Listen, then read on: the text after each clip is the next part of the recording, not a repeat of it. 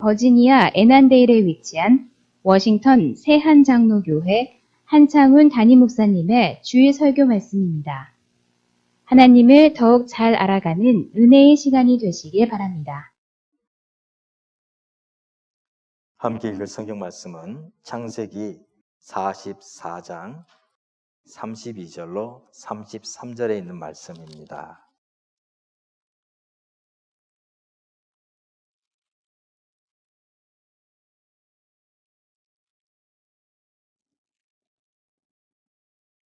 두 절밖에 되지 않기 때문에 다 같이 함께 읽겠습니다. 주의 종이 내 아버지에게 아이를 담보하기를 내가 이를 아버지께로 데리고 돌아오지 아니하면 영영이 아버지께 죄짐을 지리이다 하였사오니 이제 주의 종으로 그 아이를 대신하여 머물러 있어 내 주의 종이 되게 하시고 그 아이는 그의 형제들과 함께 올려 보내소서. 아멘.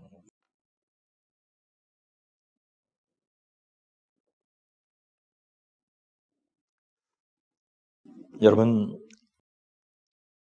책 중에 죽으면 죽으리라 라는 책 제목을 들어보신 적이 있습니까? 안이숙 여사라는 분이 신앙 간증집을 냈죠. 그분이 3권을 냈는데 첫 번째는 10권을 냈죠. 근데 처음 3권이 죽으면 죽으리라, 두 번째 건 죽으면 살리라, 세 번째 것은 당신은 죽어요 그런데 안 죽어요 라는 제목의 신앙 간증집을 냈습니다. 이 신앙 간증집은 우리 한국 교회의 수많은 사람들에게 큰 영향을 미쳤습니다.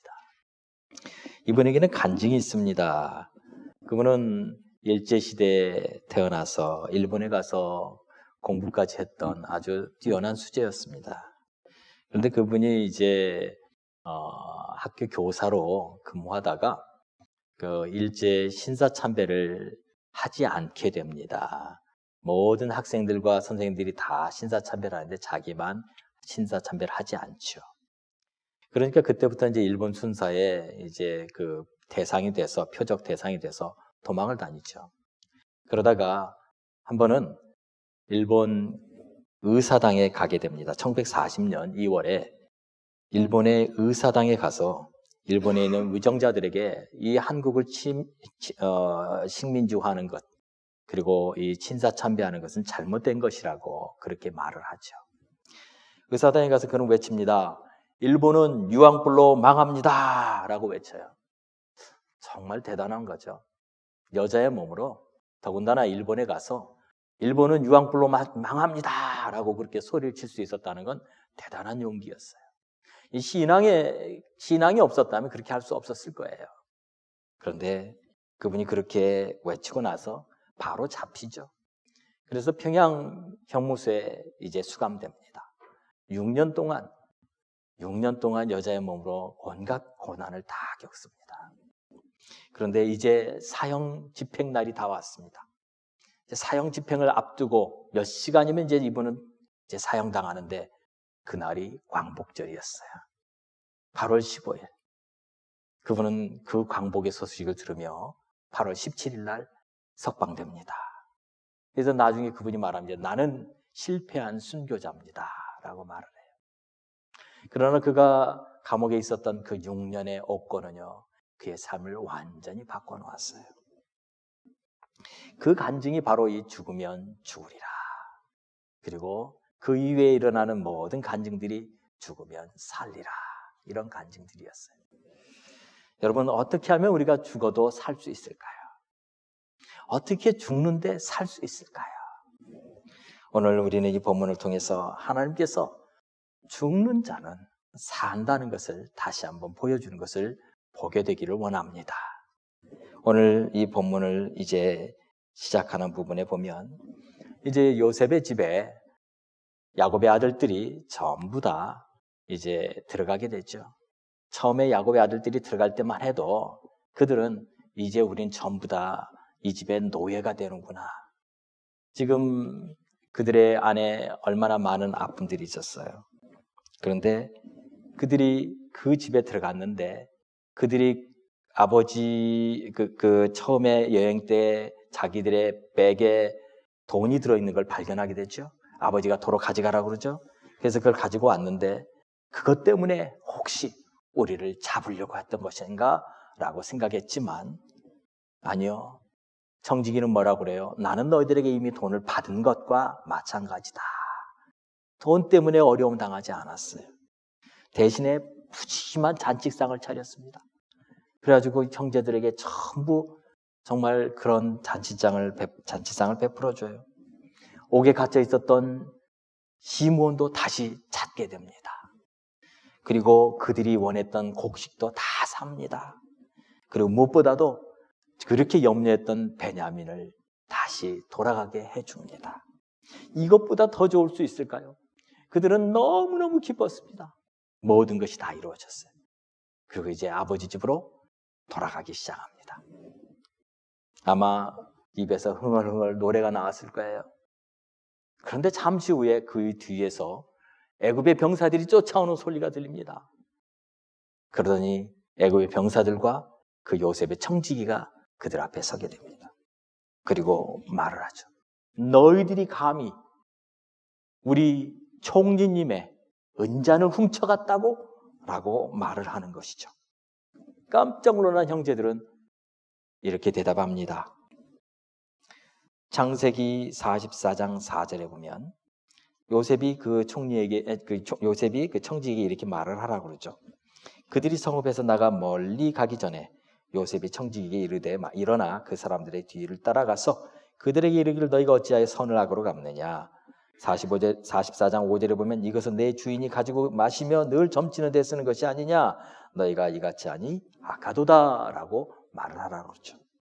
그자 형제들은 그 말을 듣고 나서 깜짝 놀라면서 그럽니다. 우리는 그런 적이 없습니다. 7절에 보면 이렇게 말하죠. 그들이 그에게 대답하되 내 주여 어찌 이렇게 말씀하시나이까. 당신의 종들이 이런 일을 결단코 아니하나이다. 그러면서 형들은 큰 소리로 장담을 합니다. 그런 사람들이 우리 아니라고. 심지어 당신들이 잊어버리고 받지 않았던 그 돈도 우리 도로 가져오지 않았느냐고. 8절에 말합니다. 우리 자루에 있던 돈도 우리가 가나안 땅에서부터 당신에게로 가져왔거늘 우리가 어찌 당신의 주인의 집에서 은금을 도둑질하리까? 그러면서 이제 큰 소리로 외칩니다. 그렇게 한 사람이 있으면 찾아보라고. 그러면서 그 만일 당신이 찾는 그 은잔이 나오는 사람이 있으면 그 사람은 죽어야 마땅하다고. 대단한 말이죠. 9절에 이렇게 말하죠. 당신의 종들 중 누구에게서 발견되든지 그는 죽을 것이요. 자, 보세요.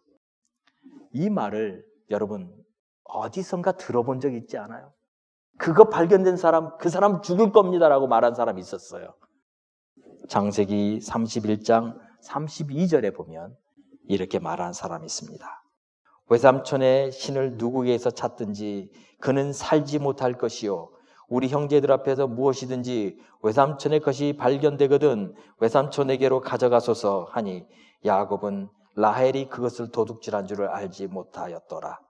그들의 아버지 야곱이 삼촌 라반에게 화를 내며 말을 했습니다.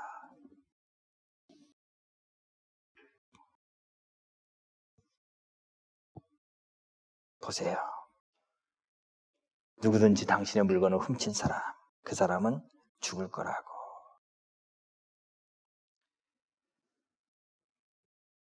바로 야곱의 아들들이에요. 야곱의 아들들은 똑같이 얘기했어요. 그때도 그렇게 얘기했어요. 외삼촌 라반에게. 그런데 라헬이 훔친 줄 몰랐었지요. 자, 지금 똑같은 말을 다시 하고 있습니다. 그 사람, 그 훔친 사람은 죽을 거라고. 그런데 요셉의 청지기는 그렇게 말하지 않아요. 43장 10절에 보면 이렇게 말합니다. 그가 이르되 그러면 너희의 말과 같이 하리라. 그것이 누구에게 있었든지 발견되면 그는 내게 종이 될 것이라고. 너희는 죄가 없을 거라고. 요셉의 청지기는요, 죽는단 말 하지 않아요. 그냥 종이 될 거라고 말해요. 그런데 문제가 터지고 말죠.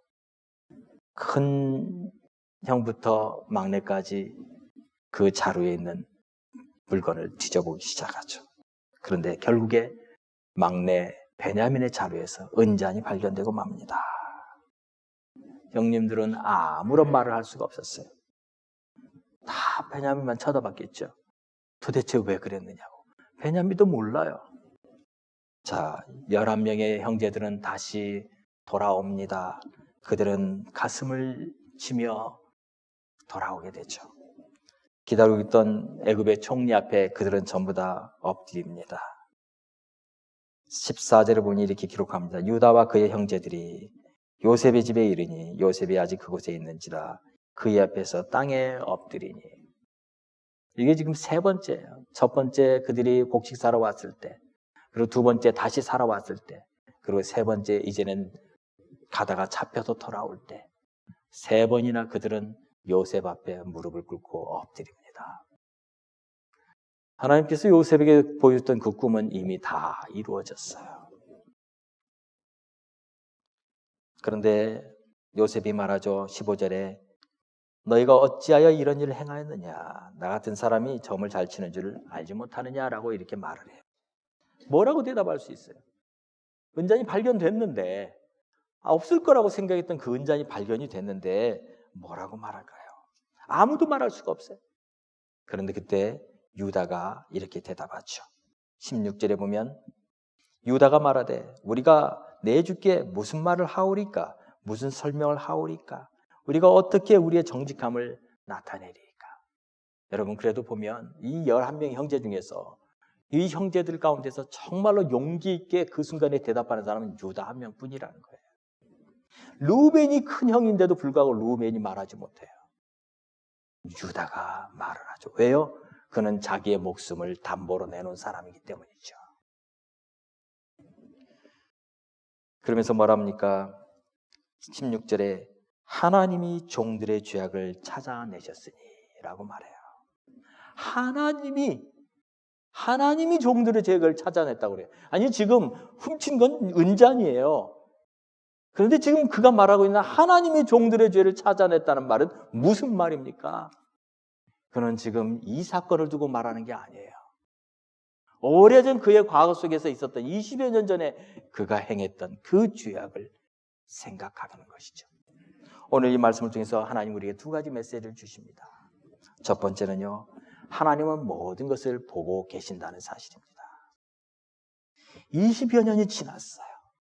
그런데 하나님은 아직도 그것을 보고 계셨다는 거죠. 아직도 그것에 대해서 말씀하고 있다는 것이죠. 우리는 지나가 버렸으니까 지난 일이라고 생각하지만 아니요, 하나님은 잊지 않고 계시다는 사실이죠.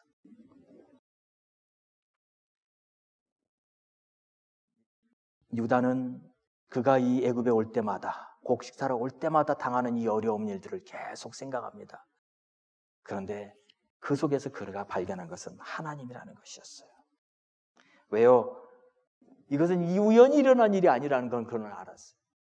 그들이 과거에 지었던 죄, 요셉을 팔아버렸던 죄, 아버지를 속인 죄, 그거에 대해서 하나님이 지금 죄값을 묻고 있다는 것을 그는 생각하고 있었던 것입니다. 그래서 그는 말해요. 하나님이 우리의 죄악을 찾아내셨으니 라고 말하고 있는 것이죠. 그는 최소한 양심이 있었어요. 그래서 그는 형제들 전부가 양심은 있었어요. 그래서 아무도 떳떳하게 애굽에 가자, 곡식 사러 가자 한마디도 말을 못했어요. 왜요? 자기들이 팔아버린 동생이 애굽에 있기 때문에. 그런데요, 그들이 요셉을 팔 때 그들은 창세기 30장 18절에 이렇게 말합니다.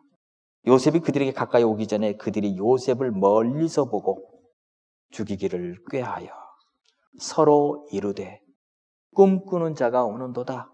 자, 그를 죽여 한 구덩이에 던지고 우리가 말하기를 악한 짐승이 그를 잡아먹었다 하자. 여러분, 형님들은 아무도 못 본다고 생각했어요. 형님들은 아무도 못 듣는다고 생각을 했어요. 자기들 11명만, 아니 10명만 입 꽉 다물고 있으면 된다고 생각했어요. 그런데 아니요, 하나님이 보셨습니다. 하나님은 이 죄를 가만히 여기지 않으셨어요. 그 죄를 그냥 덮어두지 않으셨어요. 왜요? 그것은 요셉에 대한 죄가 아니에요. 그것은 하나님에 대한 죄예요. 그들은 하나님이 택한 하나님의 백성이에요. 하나님은 아브라함을 택하시고 이삭을 택하시고 야곱을 택하시고 그의 자녀를 택하셔 하나님의 큰 구원의 계획을 이루시기 위해서 이 가정을 택하셨어요. 이 가정은 그냥 평범하게 세상에서 살아가는 사람처럼 살아가서는 안 되는 사람들이었어요. 근데 그들이 하나님 앞에서 하나님을 속인다고요? 하나님이 못 듣는다고 생각한다고요? 하나님을 안 보신다고 생각한다고요? 그것은 요셉에 대한 죄가 아닌 하나님에 대한 죄였던 것입니다. 성경은 말합니다. 시편 94편 7절에 말하기를 여호와가 보지 못하며 야곱의 하나님이 알아차리지 못하리라 하나이다. 시편 10편 4절에도 악인은 그의 교만한 얼굴로 말하기를 여호와께서 이를 감찰하지 아니하신다 하며. 왜요? 왜요? 하나님은 온 땅을 감찰하시는 하나님이십니다. 그가 듣지 못하시는 것이 없으며 그가 보지 못하는 것이 없으십니다. 하나님은 형제들 안에서 자, 우리가 그를 죽이자. 그리고 그를 구덩이에 던져버리고 아버지에게는 짐승이 잡혀먹었다고 하자라고 했던 그들 안에 있던 그들의 이 모의를 하나님은 다 보고 계셨습니다. 그리고 이제 20여 년이 지난 지금 하나님은 그 죄를 다 드러내고 계세요. 유다가 하나님이 우리의 죄를 발견하셨으니 찾아내셨으니라고 말하는 것은 지금 은잔을 말하고 있는 게 아닙니다. 유다가 말하죠. 우리 모두가 당신의 노예가 되겠다고 말합니다. 지금 그 전에 뭐라고 말했어요? 누구든지 그 은잔이 발견된 사람은 죽을 것이요라고 말을 했었어요. 그런데 지금 그가 말을 살짝 바꿉니다. 뭐라고 바꿔요? 16절에 보면 이렇게 말합니다. 유다가 말하되 우리가 내 주께 무슨 말을 하오리까? 무슨 설명을 하오리까? 우리가 어떻게 우리의 정직함을 나타내리까? 하나님이 종들의 죄악을 찾아내셨으니 우리와 이 잔이 발견된 자가 다 내 주의 노예가 되겠나이다. 지금 조금 전에 요셉의 정직이한테 뭐라고 말해요? 그거 발견된 사람은 그 발견된 사람은 반드시 죽을 것이요. 그랬어요. 그리고 우리는 노예가 되겠다고 했어요. 근데 지금 요셉 앞에서 말을 싹 바꿔버려요. 뭐라고 바꿔요? 우리와 이 잔이 발견된 자도 노예가 될 겁니다. 참 교묘하죠. 그런데 요셉이 이 말을 들었을 때 어떻게 생각했을까요? 하나님이 종들의 죄악을 찾아내셨으니라는 이 말을 유다의 입에서 나올 때 그 말을 듣는 이 요셉의 가슴은 어땠을까요? 요셉은 알아요. 이게 무슨 말인지를 알아요. 그것은 다름 아닌 자신을 팔아버린 죄였어요. 그리고 아버지에게는 짐승이 잡아먹었다고 했던 그 죄였어요. 그럼 이 형들은 변한 걸까요? 그럼 최소한 이 말을 하는 유다만큼은 변한 것일까요? 요셉은 알고 싶었습니다. 정말로 이 형이 변해서 그의 입술에서 하나님이 우리의 죄악을 발견하셨다는 말을 하는 그 형이 정말 변한 것인지, 이제는 변한 것인지를 보고 싶었어요. 이게 세 번째 시험이었어요.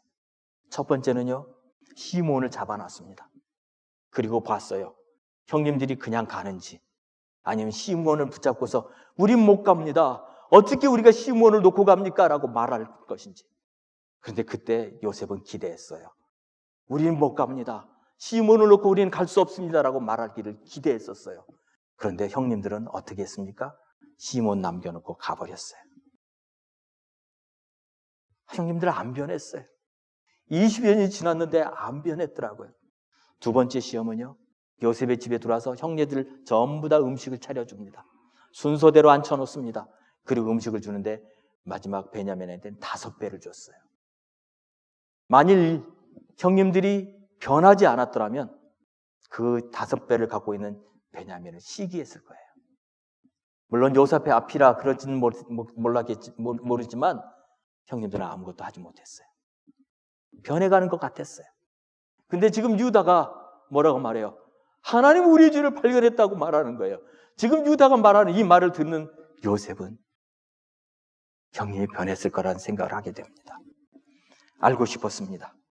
그래서 44장 17절에 이렇게 말하죠. 요셉이 이르되 내가 결코 그리하지 아니하리라. 잔이 그 손에서 발견된 자만 내 종이 되고 너희는 평안히 너희 아버지께로 도로 올라갈 것이니라. 아니라고. 그 사람만, 그 잔이 발견된 사람만 내 노예가 될 거고 너희들은 돌아가라고. 가라고. 베냐민 놓고 가도 된다고. 그렇게 형님들의 마음을 떠보는 거예요. 정말로 형님들이 시몬을 놓고 갈 때처럼, 그리고 자기를 놓고 갈 때처럼 그냥 가버릴 것인지. 얼마든지 그럴 수 있는 사람들 아닙니까? 자기를 팔아먹고도 아버지에게는 짐승이 잡혀먹었다고 말하고, 자기들의 유익이 된다면 동생을 팔기도 하고, 아버지도 속일 수 있는 그 형들. 그러지 말란 법이 어디 있어요? 요셉은 형님들이 이제 베냐민을 두고 돌아갈 것을 생각했습니다. 그런데 창세기 44장 18절에 유다가 말을 하기 시작하죠. 유다가 이렇게 말합니다. 유다가 그에게 가까이 가서 이르되 내 주여 원하건대 당신의 종에게 내 주의 귀에 한 말씀을 아뢰게 하소서. 주의 종에게 노하지 마소서. 주는 바로와 같으십니다 하면서 그가 말을 해요. 무슨 얘기를 해요? 지난 여행에서 이 형제들과 요셉이 나눴던 대화를 나눠요. 어떻게 해요? 그때 뭐라고 그랬어요? 너희가 아버지가 있느냐? 아우가 있느냐? 그래서 우리가 그분은 노인이십니다. 노년에 얻은 아들들이 있습니다. 그런데 그의 형은 죽었고 그의 어머니가 남긴 것은 그 막내 아들 하나뿐입니다. 아버지가 그를 굉장히 사랑합니다 라고 말했지 않았습니까? 또 계속해서 말하죠. 그를 그러면 데리고 와라. 그래야 내가 너희가 스파이가 아닌 것을 알겠노라 라고 말을 하자. 아니요, 그렇게 못합니다. 그러면 아버지가 죽을 겁니다. 그러자 그러면 내가 너희들이 그 막내 아우를 데려오지 않는다면 다시는 내 얼굴을 보지 못할 것이다. 그러면서 시몬을 잡아놓지 않았어요. 그 얘기를 지금 유다가 다 하고 있는 거예요. 그러니까 우리 아버지가 말하기를 가서 다시 공물을 사라고, 그래서 이 동생 막내 아우를 데리고 왔노라고 말을 할 때 이렇게 말을 해요. 44장 27절에 보면 주의 종 우리 아버지가 우리에게 이르되 너희도 알거니와 내 아내가 내게 2 아들을 낳았으니 하나는 내게서 나갔으므로 내가 말하기를 틀림없이 찢겨 죽었다 하고 내가 지금까지 그를 보지 못하고는이라는 이 말을 할 때 이 말은 누구에 대한 얘기예요? 자기에 대한 얘기예요. 요셉이 더 이상 들을 수가 없었을 겁니다. 아버지가 지금 자기는 죽었다고 믿고 있는 거고, 그 다음에 자기의 아버지의 얘기를 하고 자기의 동생의 얘기를 할 때 더 이상 요셉은 들을 수가 없었을 거예요. 여기 보세요. 유다가 지금 이 창세기 44장의 후반부는요, 유다와 요셉의 대화예요. 그런데 유다가 말하는 중에 아버지라는 말을 몇 번이나 하냐면 한국 성경에는 12번을 말해요. 영어 성경에는 13번을 말하더라고요. 그리고 2번째, 우리 동생, 우리 막내아우라는 말을 12번을 말해요. 들어본 적이 없었을 거예요. 이전에까지 형님들의 입에서 막내아우를 우리 막내아우라고는 말을 들어본 적이 없었어요. 그런데 그가 그렇게 말하는 것을 들을 때 요셉의 마음이 무너졌을 겁니다. 유다가 이전에도 그랬어요? 안 그랬어요. 유다가 뭐라고 말했어요? 저 녀석 꿈꾸는 녀석이라고만 말을 했지 우리 아우란 말 한 적이 없었어요. 그러면서 그가 또 말합니다. 30절에 아버지의 생명과 아이의 생명이 서로 하나로 묶여 있다고 말을 해요. 이제 내가 주의 종 우리 아버지께 돌아갈 때 아이가 우리와 함께 가지 아니하면 안 됩니다라고 말을 할 때 요셉은 더 이상 들을 수가 없었을 거예요. 그리고 맨 마지막 33절에 유다에 비해서 많은 나오는 말을 들어보십시오. 33절을 같이 한번 읽어보시면 좋겠습니다.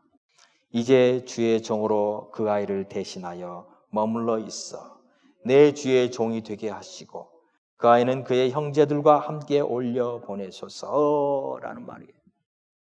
지금 뭐라고 말을 하는 거예요? 그 아이를 대신하여 내가 주의 종이 되겠습니다. 요셉은 자기의 귀를 의심했을 겁니다. 아니, 자기는 생각할 때 형님들이 베냐민을 두고 다 가버릴 줄 알았어요. 자기를 그렇게 이스마엘 상인들한테 팔아버리고 다 갔던 형들이, 시몬을 잡아놨을 때도 그냥 돌아갔던 형들이 지금 베냐민을 위해 자기가 노예가 되겠다고요. 요셉은 깜짝 놀랐어요. 요셉은 자기의 귀를 의심했을 거예요. 어떻게 이런 일이 있을 수 있을까? 한 번도 없었던 일이었어요.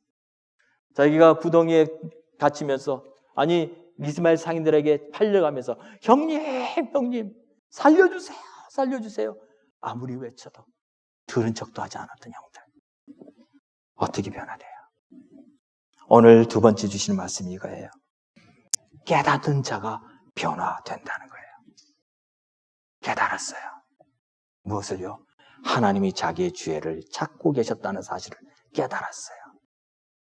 형님들이 다 변화됐는지 아니면 유다 한 명만 변화됐는지는 모릅니다. 그러나 최소한 그 말을 한 유다는 변했어요. 유다는 깨달았어요. 하나님이 그들을 지금 보고 계셨다는 사실을 깨달았어요. 하나님이 그들이 말하는 것을 들으셨다는 것을 깨달았어요. 하나님이 지금도 그들의 죄를 찾고 계신다는 사실을 깨달았어요. 깨달았기 때문에 그는 변했어요. 오랜 세월이 지났지만 그의 삶을 하나님이 계속해서 찾아오셨어요. 그리고 그의 삶 가운데 하나님은 계속해서 그에게 말씀하셨던 것이죠. 보세요. 그는 결혼했었습니다. 그리고 아들을 셋이나 낳았었어요. 큰아들 엘, 두 번째 오난, 세 번째 셀라.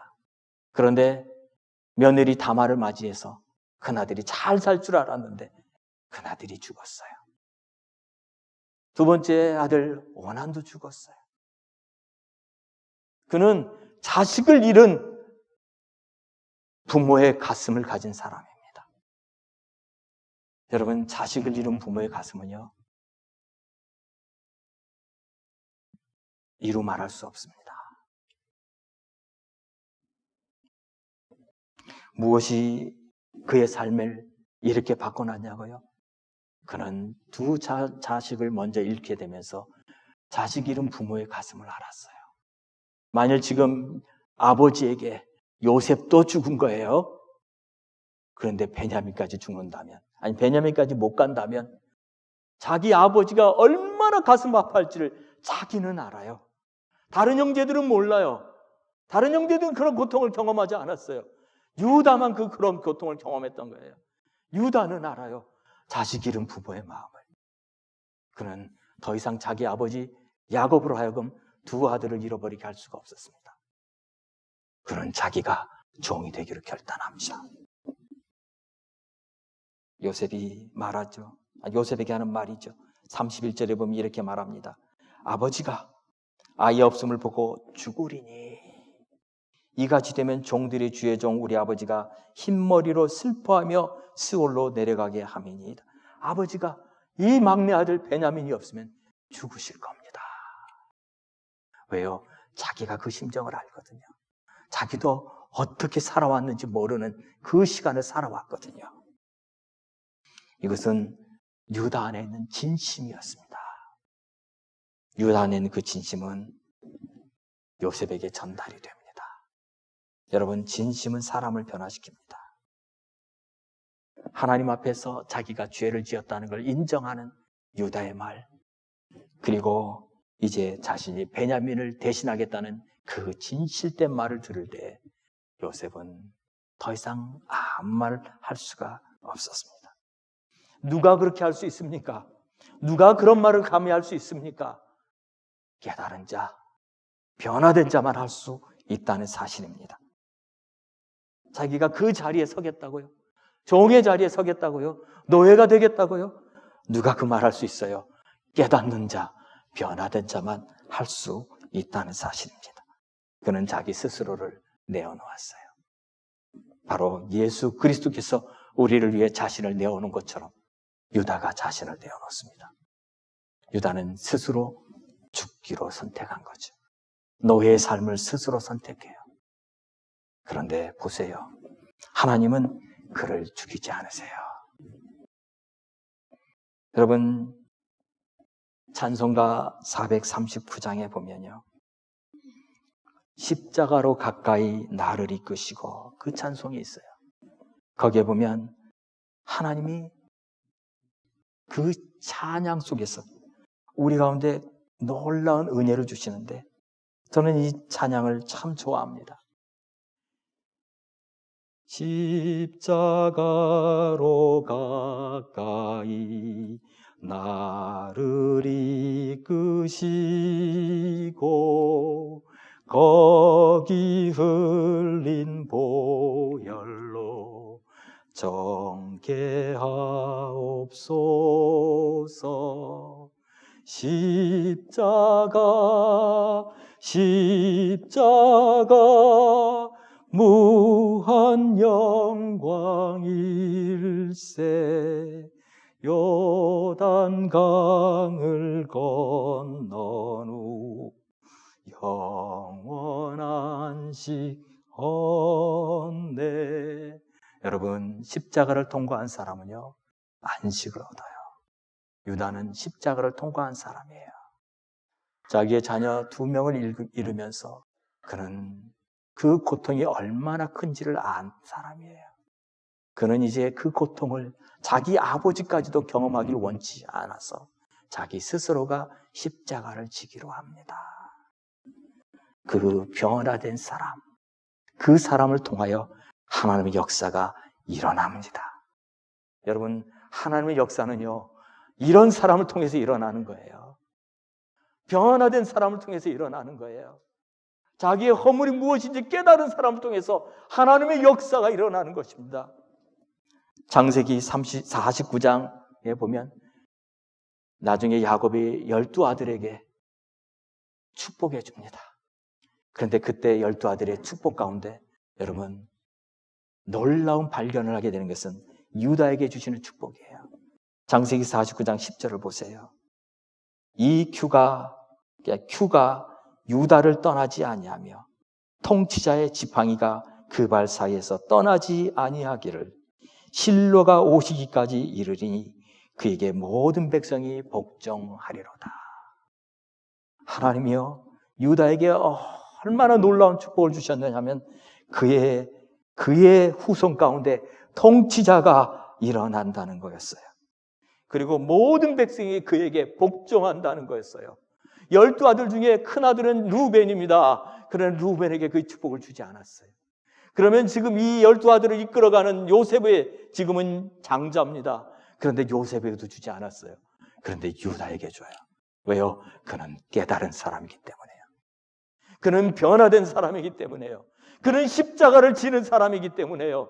그래서 그를 통해서 하나님의 놀라운 역사가 일어나게 된다는 사실입니다. 사랑하는 성도 여러분, 이제 말씀을 마치려고 합니다. 여러분, 죽으면 죽는 줄 알았어요. 죽으면 그냥 끝인 줄 알았어요. 그런데 여러분, 죽으면 삽니다. 창세기 44장에서 요셉을 통해서 하나님은 유다에게 자신들의 과거를 깨닫게 합니다. 아무도 모르는 죄라고 생각했었지만 한 분 하나님은 알고 계셨습니다. 그리고 애굽이라고는 전혀 생각지도 않았던 장소에서, 그것도 무려 20여 년이 지난 지금 하나님은 자신들의 과거의 죄로 찾아가셨어요. 그리고 그 죄와 마주하게 했습니다. 그리고 유다가 고백하게 합니다. 하나님은 우리의 죄를 찾으셨다고. 여러분, 이 고백은요, 100만불짜리 고백입니다. 유다는 자신의 죄를 고백하는 그 순간 완전히 변화되죠. 심지어 베냐민을 대신해서 자기가 노예가 되겠다고 합니다. 오늘 이 변화가 바로 창세기 44장에 일어나는 이야기입니다. 창세기 38장부터 하나님은 유다의 삶 가운데 간섭하셨어요. 그의 삶이 일어났던 수많은 그런 인고들은 오히려 그의 삶을 변화시키는 하나님의 도구가 되었던 것입니다. 우리는요, 이런 우연히 일어나는 일이라고 말할 수도 있어요. 그냥 살다 보니 그런 일도 겪을 수 있다고 말할 수도 있어요. 아니요, 하나님에게는 우연이 없습니다. 하나님은 모든 걸 통해서 하나님의 뜻을 이루어 가고 계십니다. 오늘 우리의 삶 가운데 일어나는 수많은 일들이 어떻게 보면 우연히 지나가는 것처럼 보이지만, 그러나 하나님은 그걸 통해서 오늘 우리에게 찾아오고 계십니다. 오늘 주님께서 우리 가운데 오셔서 정말 주님이 원하시고 기뻐하시는 그 놀라운 축복의 길로 인도함 받기를 원합니다. 이제 유다는 십자가를 지기로 했어요. 여러분, 깨어진 영혼만이 십자가를 질 수 있습니다. 그리고 그 깨어진 영혼만이 십자가를 지고 그 십자가의 영광을 경험하게 됩니다. 얼마나 놀라운 축복입니까? 훗날 그의 자손을 통해서 다윗이 나오고 예수 그리스도가 태어나게 됩니다. 이 땅에 오게 됩니다. 사랑하는 성도 여러분, 오늘 이 시간을 통해서 주님 우리에게 말씀합니다. 오늘 우리 삶 가운데 하나님 말씀합니다. 깨닫는 자, 그 사람을 통해서 하나님의 놀라운 영광이 일어나게 될 길을 간절히 바랍니다. 같이 기도합시다. 이 시간 우리 합심으로 한번 기도하겠습니다. 우리 다 같이 기도할 때, 하나님, 오늘 우리의 삶 가운데 일어나는 수많은 크고 작은 일들, 이 일들 통해서 오늘 우리에게 무엇을 말씀하고 계십니까? 오늘도 주님 우리를 사랑하시며 우리를 향한 하나님의 놀라운 뜻이 이루어지고 있습니다. 그 뜻 가운데 우리가 믿음으로 견고하게 서는 저희들 되게 해달라고 이 시간 합심으로 기도하겠습니다. 할렐루야. 살아계신 아버지 하나님, 이 시간 기도합니다. 아버지 하나님, 우리의 삶 가운데 오늘도 오셔서 우리에게 말씀하시는 여호와 아버지 하나님, 잊어버린 것처럼 생각했고 이제는 다 지나간 일이라고 생각했었는데 하나님이 잊지 않으셨고 하나님 다 보고 계셨고 그때 그곳에서 주님의 그것을 들으셨고 이제 20여 년이 지난 지금 하나님 그에게 찾아오셔서 말씀하고 있는 것을 보게 되었습니다. 하나님, 그가 변화되기를 원하셨고 그가 그 변화의 과정 가운데 하나님 앞에 나오기를 원하셨고 십자가로 나오기를 원하셨고, 그는 그 십자가 앞에 나왔을 때에 하나님의 놀라운 축복을 경험하는 역사를 이루어 주셨습니다. 살아계신 아버지 하나님, 오늘 우리의 사랑하는 성도들 아버지 하나님 기억하여 주시옵소서. 아버지 하나님, 코로나 바이러스라고 하는 어려운 시간들을 보내고 있지만 아버지 하나님, 이 시간을 통해서 우리에게 말씀하시는 주님의 음성을 듣게 하여 주시고 오늘 찾아와 주시고 오늘도 우리에게 주실 놀라운 은혜 가운데 우리에게 말씀하시는 주님의 음성을 들을 수 있도록 역사하여 주시옵소서.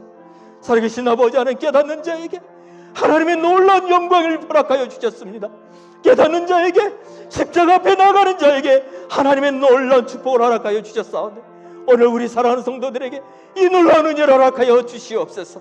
하나님의 놀라운 축복과 그 영광이 우리 삶 가운데 임하는 것을 보게 하여 주옵소서. 모든 영광을 주님께 드리며 예수 그리스도의 이름으로 기도하옵나이다. 아멘.